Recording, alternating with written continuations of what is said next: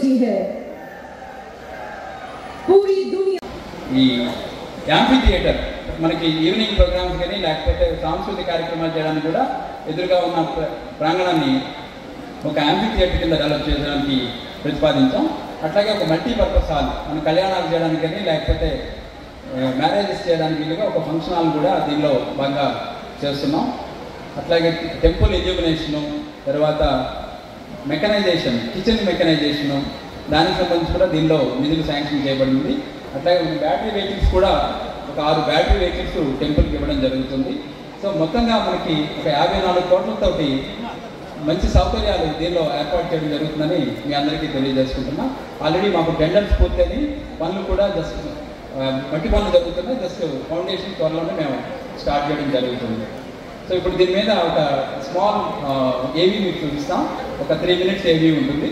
అది ఫాస్ట్గా చూపించి నెక్స్ట్ బొర్రా కేవ్స్ గురించి కూడా మీకు ఏవీ మీకు ప్రజెంట్ చేస్తాం.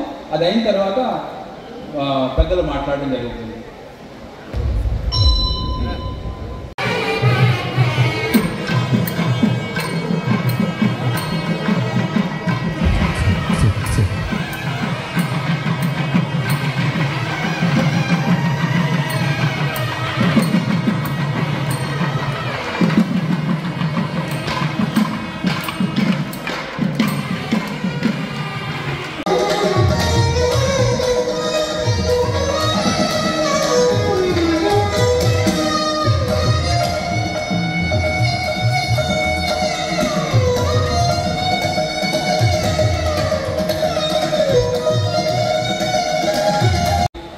ప్రాంతాలన్నీ కూడా ఎకో టూరిజం కింద, అయితే బీచెస్ ఉంటే కనుక బీచ్ టూరిజం కింద, ఇట్లా డిఫరెంట్ థీమ్స్ కింద డెవలప్ చేయడానికి స్వదేశ్ దర్శన్ స్కీమ్ అనేది ఉంటుంది.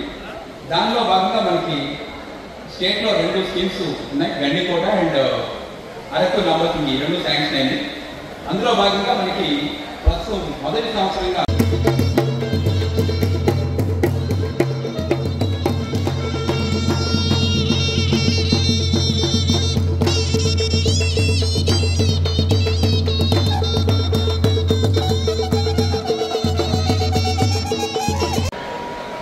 నేను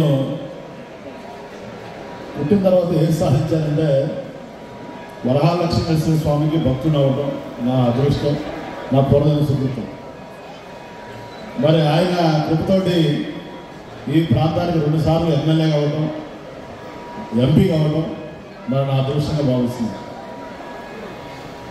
మరి నేనైతే 100% ఆ స్వామి కృపతోనే, స్వామి దయతోనే నా జీవితం నడుస్తుంది. నేనంతా పూర్తిగా అనుభవిస్తున్నాను.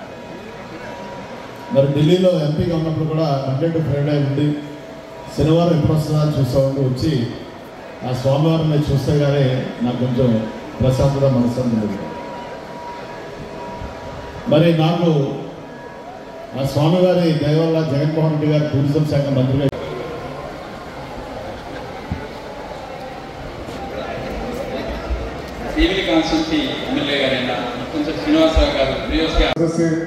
गुलाबरी खटाना साहब, और मैं इस बात को दोहराना चाहूँगा और दोहराने में फख्र महसूस करता हूँ कि आज का दिन यकीनन कश्मीर के लोगों के लिए बहार बन के आया है.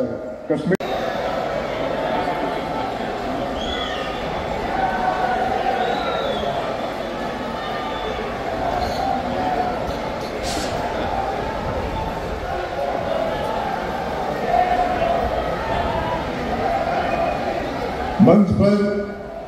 मंच पर माननीय